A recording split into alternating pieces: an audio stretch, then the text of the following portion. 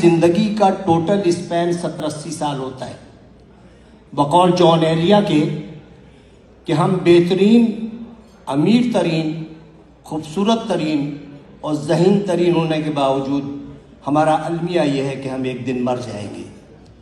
ہمیں یہ سوچنا چاہیے کہ ہم تمام دنیا کی نفرتیں ایک دوسرے کے ساتھ اسی دنیا میں چھوڑ کے جائیں گے، اور جو ہم جس اولاد کے لیے بہت زیادہ کرتے ہیں وہ اولاد ہمیں تھوڑے دن بعد دیوار پہ لٹکائے گی، اس کی اولاد ہمیں اسٹور میں رکھ دے گی، اور جب چوتھی نسل آئے گی تو ہم گاربیج کر دیے جائیں گے۔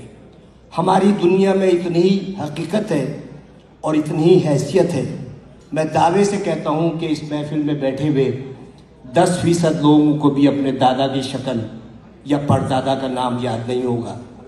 یہی کچھ ہمارے ساتھ بھی ہوگا۔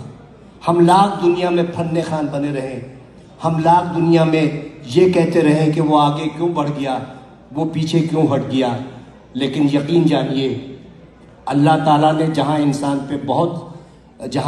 پہ اتنے احسانات کیے ہیں، وہاں ایک بہت بڑا اس کا احسان یہ ہے کہ اس نے 3 چیزیں اپنے پاس رکھی ہیں۔ وہ چیزیں یہ ہیں کہ میں جسے چاہے عزت دوں، جسے چاہے ذلت دوں، میں جسے چاہے زندگی دوں، جسے چاہے موت دوں، اور میں جسے چاہے رزق دوں اور جسے چاہے مفلسی دوں۔ اب آپ سوچیں کہ اگر عزت دینا میرے جیسے کسی چھچورے آدمی کے ہاتھ میں ہوتا تو عزت دار صرف میں ہوتا اور آپ سب کی بے عزتی ہوتی۔ اگر رزق دینا میرے جیسے کسی آدمی کے ہاتھ میں ہوتا تو میرے گودام بھرے ہوتے اور آپ سب بھوک سے مر رہے ہوتے۔ اگر اسی طرح زندگی یا موت میرے ہاتھ میں ہوتی تو صرف دنیا کی آبادی ایک شخص کی ہوتی، کیونکہ میں سب کو موت سے ہمکنار کر دیتا۔ اس راز کو سمجھنے کے لیے ضروری ہے کہ محبت اور نفرت کے بنیادی فرق کو سمجھیے۔ بہت بال برابر فرق ہے۔ محبت کے لیے کہتے ہیں کہ محبت اندھی ہوتی ہے، محبت اندھی ہوتی ہے اور نفرت اندھا کر دیتی ہے۔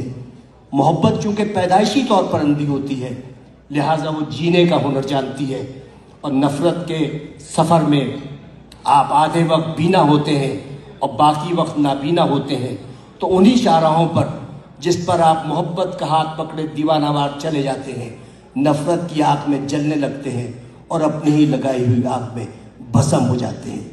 تو نفرت کا کوئی اسکوپ نہیں ہے۔